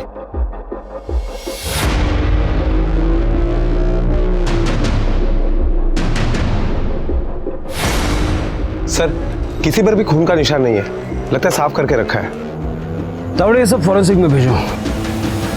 ये आदमी करता क्या है? सर वैसे तो रिटायर्ड मिलिट्री डॉक्टर है, लेकिन फिलहाल एक गवर्नमेंट हॉस्पिटल में प्रैक्टिस कर रहा है। गाड़ी में बिठा उसे पुलिस स्टेशन लेके चलो।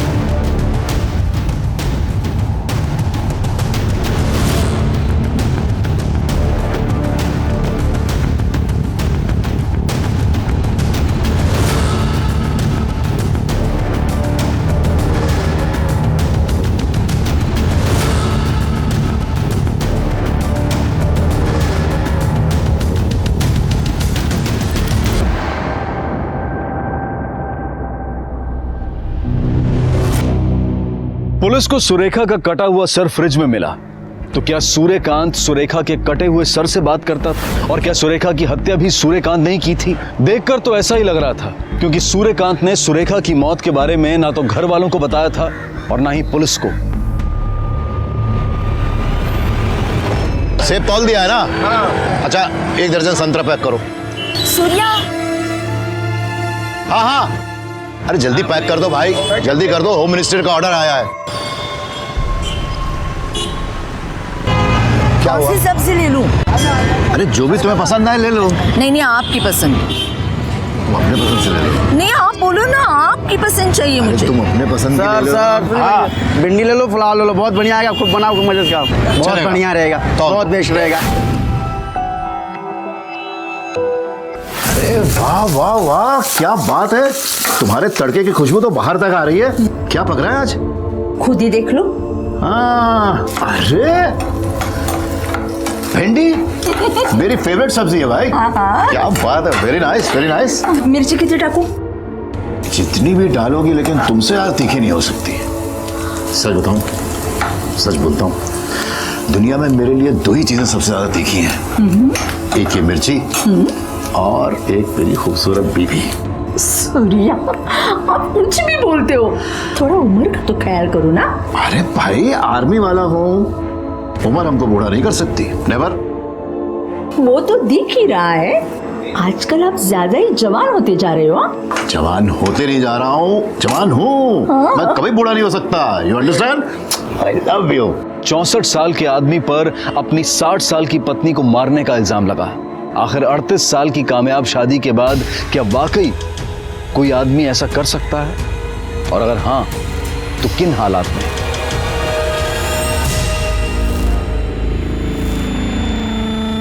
डॉक्टर मराठे, ऐसी क्या प्रॉब्लम थी आप दोनों के बीच? क्या आपने अपनी बीवी का खून कर दिया? सर हमें मिल चुका है, बाकी की बॉडी कहाँ है?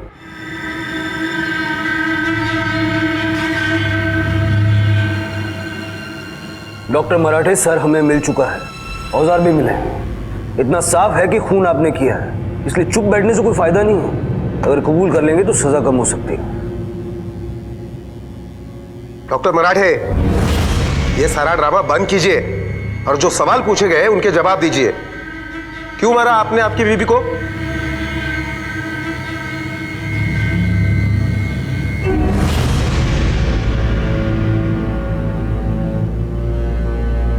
मैंने नहीं मारा उसे, मैं कैसे मार सकता हूं?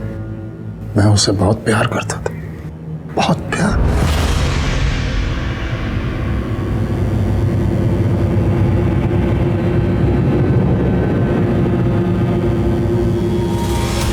सर मुझे लगता है या तो ये दिमागी रूप से बीमार है या तो ओवर स्मार्ट बनने की कोशिश कर रहा है। और दोनों ही हालत में इसका टूटना मुश्किल है। मुझे नहीं लगता ये कुछ बताएगा। इसके लिए हमें वो बाकी की बॉडी बरामद करनी होगी। सर सूर्यकांत बुरा आदमी नहीं है, वो मेरी बहन सुरेखा से बहुत प्यार करता था। मुझे नहीं लगता कि वो ऐसे कर सकता है। क्या आप इनकी बेटी को सिंगापुर से यहाँ मुंबई बुला सकते हैं? हमें उनका बयान लेना होगा। जी मैंने उसे फ़ोन कर दिया है, वो आ जाएगी। अच्छा, ये सूर्यकांत रिटायरमेंट के बाद कुछ काम करते थे या घर पर ही रहते थे? सर आर्मी से रिटायरमेंट के बाद वो कुछ दिनों तक घर पे ही थे, लेकिन बाद में फिर अपने एक दोस्त के क्लिनिक में प्रैक्टिस करने लगे थे। जी सर, रिटायरमेंट के बाद मैंने ही उन्हें फोर्स किया था कि कोई हॉस्पिटल ज्वाइन कर ले। बड़े अच्छे डॉक्टर हैं। मैं यकीन ही नहीं कर पा रहा हूँ कि सूर्यकांत ऐसे सब कुछ कर सकता है। बहुत प्यार करता था वो सुरेखा से। मैं मिलिट्री के दिनों से जानता हूँ सर उसे। बड़ा शांत और नॉर्मल सा इंसान है।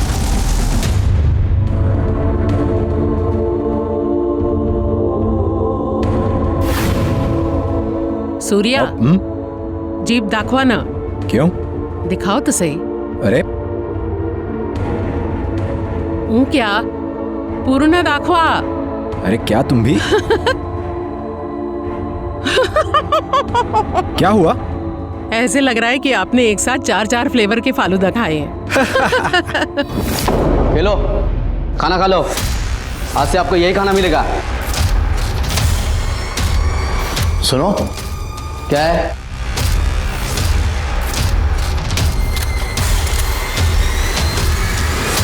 मुझे अपनी बीवी से मिलना है। मैं उसके बिना नहीं रह सकता। तुम मुझे उसके पास ले चलो। सुनो, मुझे उसके पास ले चलो ना, मेरी बात मानो। अरे बीवी का तूने खून कर दिया, अब बीवी से कैसे मिलेगा? बैठो उधर। सुनो सुनो, ये दरवाजा खोल। आखिर किस मानसिकता के व्यक्ति थे सूर्यकांत? ऐसा लगता तो था कि वो अपनी पत्नी से बेहद प्यार करते थे, या फिर ये भी उनका कोई नाटक था अपने जुर्म पर पर्दा डालने के लिए। सर, आजकल की जवान क्या रोमांस करेंगे, जैसे ये लोग थे। बहुत अच्छा रिलेशन था उन दोनों का आपस में।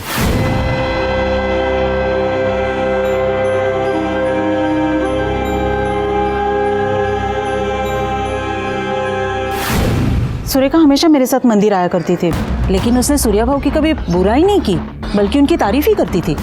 सर, सूर्या भाऊ आर्मी वाले हैं। सुबह जॉगिंग, फिर मार्केट और शाम को सीधे घर पे। एकदम पंचुअल और परफेक्ट लाइफ जीने वाला इंसान। हाँ, थोड़ा गुस्से वाला है, पर सोसाइटी में डिसिप्लिन के लिए एक आध ऐसा आदमी भी तो चाहिए। हे, हे! गाड़ी कैसे पार्क की है? सोसाइटी में रहना है तो डिसिप्लिन में रहना होगा। गाड़ी ठीक से पार्क करो, वरना अभी पुलिस को कॉल करता हूं। अपने काम से काम रखो। आपको मालूम नहीं मैं कौन हूं? मैं एक आर्मी मैन हूं और अच्छी तरीके से जानता हूं टेढ़ी चीजों को सीधा करना, समझे? सर, सूर्यकांतला मी चांगला ओळखतो। छोटी छोटी बात पे कंप्लेंट करता है। अजीब आदमी है ये, सबके साथ उसको प्रॉब्लम है। सर, किसी ने गलत पार्किंग की तो ये कंप्लेंट कर देता है, किसी ने कचरा फेंका तो ये शोर मचा देता है। इतना ही नहीं सर, कोई फेरी वाला अगर घूमे तो ये उसको कहता है कि तेरे पास परमिशन है क्या? न जाने क्या क्या बात करते हैं सर। वो तो समझ सकते हैं, मगर बच्चे अगर गली में खेले तो भी उसको तकलीफ है। बच्चे अपने छत पे जाके खेले तो भी प्रॉब्लम है। बोलता है मुझे तकलीफ होता है, मुझे डिस्टर्ब होता है। सर, उसके डर से बच्चों ने खेलना भी बंद कर दिया। रेखा में सर, सूर्यकांत के घर पे छत पे चेक किया था? हाँ सर, छत पे कॉर्नर पे कुछ बॉक्स पड़े थे, लेकिन वो बॉक्स खाली थे सर।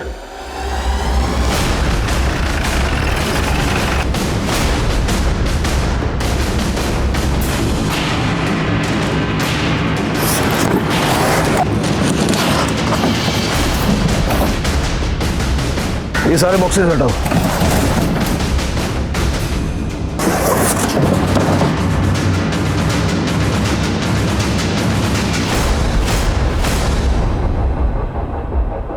ताला तोड़ो।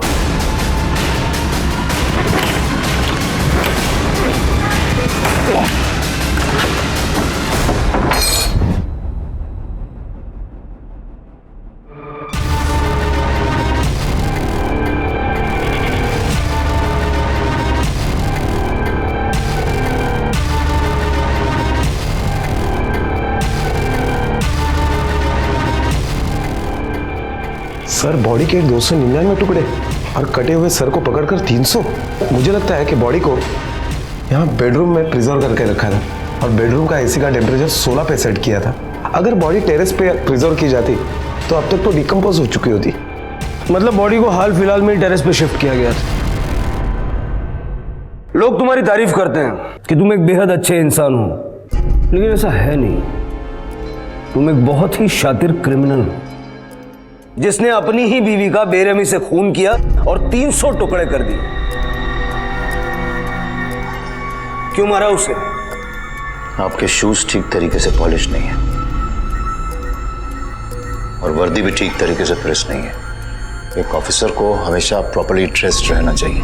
इस पूरी सोसाइटी में आप एक एग्जाम्पल सेटअप करते हैं। Do you know that? हाँ, लेकिन तुम्हारे जैसे एग्जाम्पल सेट करने वाले लोग हमें फुर्सत कहाँ देते हैं। अब ये ड्रामा बंद करो और सीधे सीधे बताओ, क्यों मारा अपनी बीवी को? मैंने नहीं मारा उसे, सच कह रहा हूं मैं तो सिर्फ इतना ही चाहता था कि वो मेरे करीब रहे, क्योंकि मैं उसके बिना जी नहीं सकता ना। क्या मतलब क्या है? उसकी बॉडी के टुकड़े करके और अपने पास रखे क्योंकि तुम उसके बिना जी नहीं सकते। चलो मान लेते हैं तुमने उसे नहीं मारा, लेकिन मौत तो उसकी हुई है। कैसे मरी हो? सुसाइड। सूर्या, ये मेरा घर है, घर। आपका आर्मी का कैंप नहीं है। आप रिटायरमेंट के बाद भी आर्मी के बाहर नहीं आ सकते। उल्टा ये सब मुझे पे थोप दिया है। गिनती की 4 सब्जियां 10-10 बार वही पकाओ वही खाओ। मैं एक आम इंसान हूँ, आम इंसान। बस करो, धीरे बोलो, मुझे ऊंची आवाज से तकलीफ होती है। आपको ऊंची आवाज पसंद नहीं है तो क्या सारी दुनिया गूंगी बन जाए? क्यों गूंगी बन जाएगी वो? क्यों? मैंने बहुत कोशिश की ये सब संभालने की, निभाने की, लेकिन अब नहीं सूर्या, मैं जा रही हूँ। सुरेखा मेरी बात तो सुनो। आप यहाँ रह जाओ और संभालो आपकी डिसिप्लिन वाली जिंदगी। मैं जा रही हूँ। सुरेखा मेरी बात सुनो प्लीज, तुम जाओ मत। सूर्या मुझे जाने दो। सूर्या मुझे मैं तुम्हारे बिना नहीं रह सकता सुरेखा। सूर्या मुझे जाने दो। सारी की सारी अलमारी खराब कर दी, फिर से लगानी पड़ेगी। दो मुझे, दो। सूर्या मुझे जाने दो। मेरी बात सुनो, मेरी बात सुनो।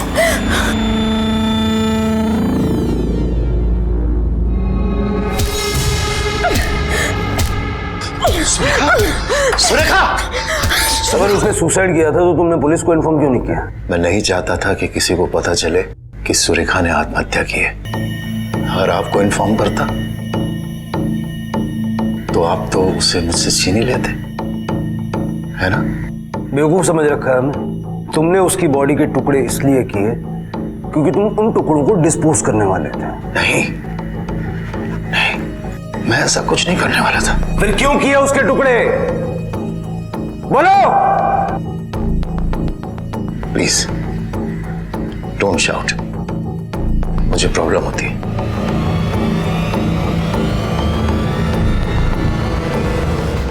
बॉडी के टुकड़े करने वाली बात तो इसने कबूल कर ली, लेकिन मर्डर के बारे में अब तक कुछ बताने को तैयार नहीं है।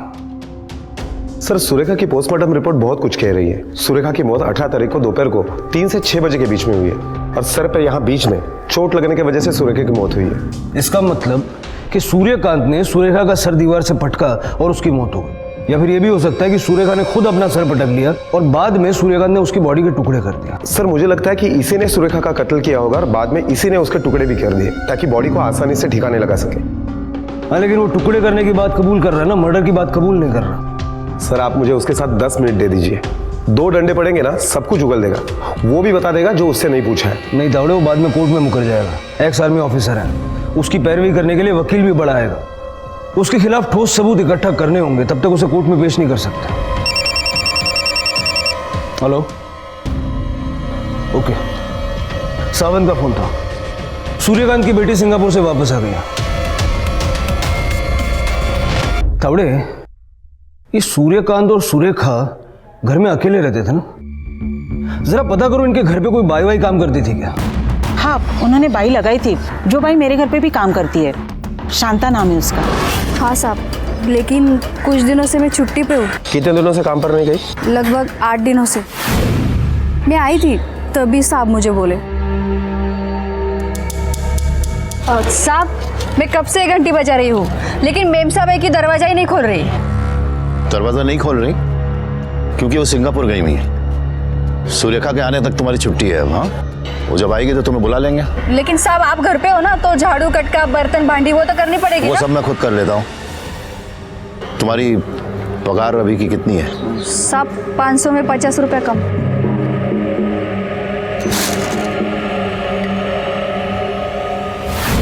क्या तुम्हें पक्का यकीन है कि उस थैली में करवत ही थी? साहब, मेरा मर्द कारपेंटिंग का काम करता है, तो मैं एक करवत नहीं पहचानेगी क्या?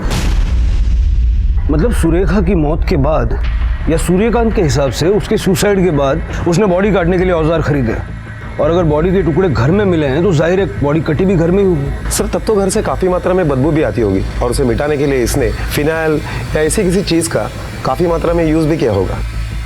तावड़े अगर ऐसा है तो ज़रा पता करो ये औजार और फिनाइल सूर्यकांत ने कब और कहाँ से खरीदा। Okay sir. विश्वास करना मुश्किल था कि जो आदमी अपनी पत्नी से इतना प्यार करता था वो खुद उसके शरीर के 300 टुकड़े कैसे कर सकता था। क्या ये आदमी आपकी दुकान में कुछ सामान लेने के लिए आया था? अरे सेठ, ये तो वही आदमी है जो उस दिन मगजमारी कर रहा था। इससे बड़ी आरी आती है क्या? मुझे पता है आती है। अरे साहब, ये सबसे बड़ा साइज है। जब तुम्हारे पास नहीं है तो कहते क्यों नहीं हो कि नहीं है? झूठ क्यों बोलते हो? जिस दिन ये आदमी आया था मुझे उस दिन के आपकी दुकान के CCTV फुटेज चाहिए। मिल जाएंगे सर। सूर्यकांत ने जिस दुकान से वो औजार खरीदे थे हमें वहाँ के CCTV फुटेज मिल गए। हमारी एक टीम वो CCTV फुटेज चेक कर रही है। और सर सूर्यकांत ने 20 तारीख को एक किराने दुकान से 6 बोतल फिनाइल की भी ली थी। हाँ साहब, गरम मसाला, हींग, 6 फिनाइल की बोतल और 6 फिनाइल की बोतल ये कब खरीदी थी? साहब 20 फरवरी को। इसका मतलब उसने 18 को खून किया, 19 को बॉडी के टुकड़े किए और फिर 20 तारीख को फिनाइल से घर साफ किया। Yes sir. Sir Suryakant army का रिटायर्ड डॉक्टर है, लेकिन फिर भी एक बॉडी के 300 टुकड़े करने में उसे कम से कम 1 दिन तो लगा ही होगा।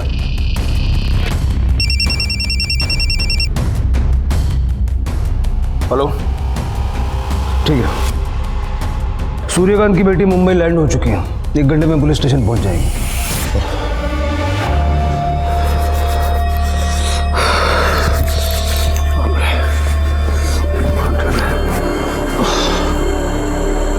अरे सुरेखा, ठंड लग रही है ना?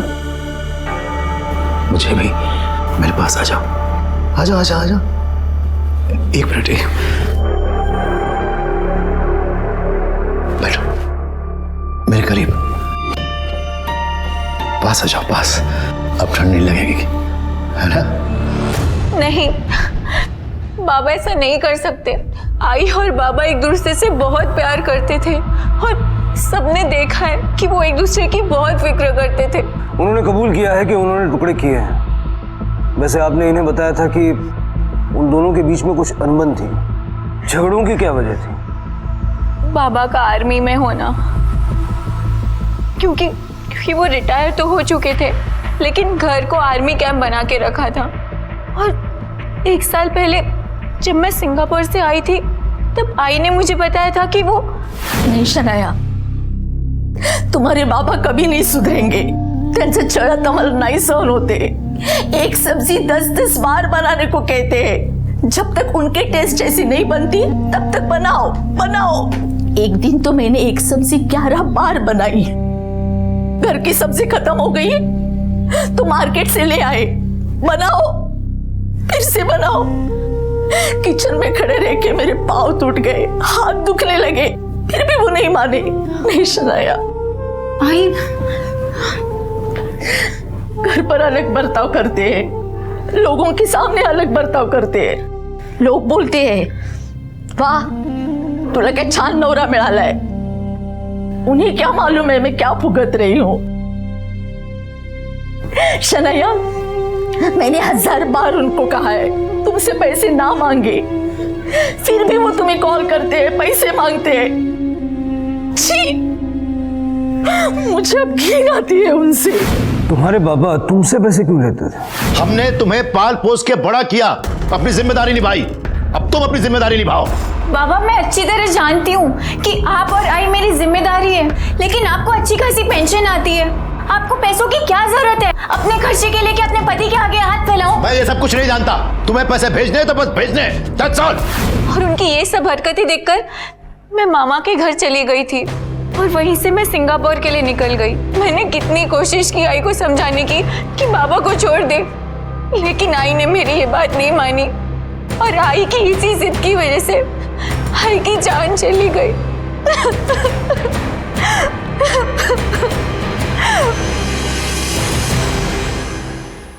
तावड़े, ये सूर्यकांत सनकी और सरफरा टाइप का आदमी है। पोस्टमार्टम रिपोर्ट के हिसाब से जिस इंटेंसिटी से सुरेखा के सर पे चोट लगी थी, कोई इंसान खुद को ऐसी चोट नहीं मार सकता। और सूर्यकांत के मुताबिक सुरेखा खुद अपना सर दीवार पे पटक रही थी, जबकि सुरेखा के सर पे चोट का निशान सिर्फ एक है। सर तो फिर यही पॉसिबल है कि सुरेखा ने खुद सुरेखा का सर दीवार पे पटका हो, या तो किसी भारी चीज से उसके सर पर वार किया हो। लेकिन तावड़े, हमें दीवार पे कोई भी खून के ट्रेसेस नहीं मिले। और अगर ऐसा है तो वो चीज जिससे सूर्यकांत ने सुरेखा के सर पे मारा उसके घर में कहीं होनी चाहिए।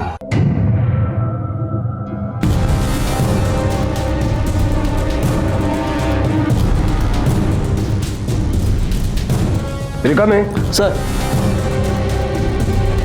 सफेद खाली कर दे रेखा।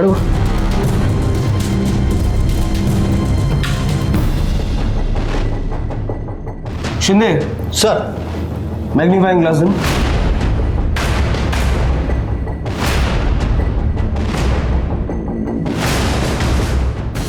तावड़े, इस टॉर्च को फॉरेंसिक में भेजो और उनको बोलो हाई प्रायोरिटी पे रिपोर्ट दें। इसे पहचानते हो? ये वही टॉर्च है जो तुमने सुरेखा के सर पे दे मारा था और उसकी मौत हो। इस पे सुरेखा का खून और तुम्हारे फिंगरप्रिंट्स हैं। शिंदे, ती सगळी हत्यारं घेऊन या। और ये रहे वो सारे औजार जिससे तुमने सुरेखा की बॉडी को टुकड़ों में काटा। उस हार्डवेयर शॉप का सीसीटीवी फुटेज भी है जहां से तुमने ये सब खरीदा था।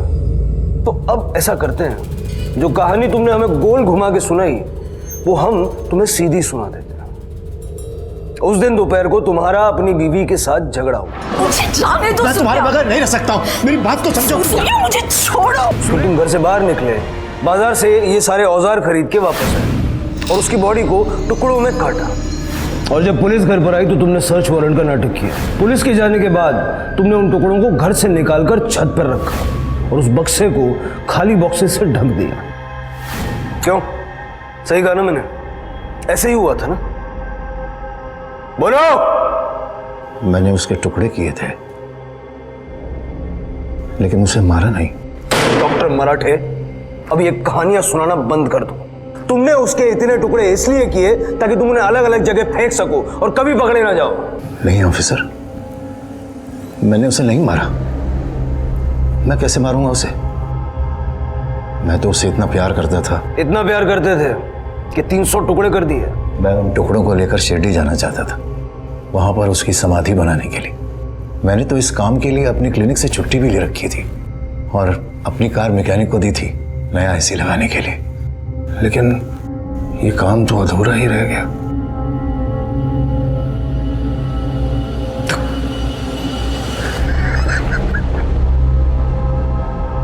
ये केस एक ऐसी अनबुझ पहेली बना जिसका जवाब मानो पता था, पर फिर भी पहेली सुलझ नहीं रही थी, क्योंकि सूर्यकांत ने अपनी पत्नी की लाश के 300 टुकड़े किए, ये तो कबूला, लेकिन उसने अपनी पत्नी की हत्या की है इस बात से वो लगातार इनकार करता रहा। सबूतों के अभाव में पुलिस हत्या साबित नहीं कर पाई और सूर्यकांत मराठे को घटनास्थल पर छेड़छाड़, सबूत मिटाने और पुलिस के काम में बाधा डालने के जुर्म में आईपीसी की धारा 204 के तहत सजा सुनाई गई और पुलिस आज भी सुरेखा मराठे मर्डर केस की लड़ाई लड़ रही है। आखिर सूर्यकांत की इस हालत की वजह क्या थी?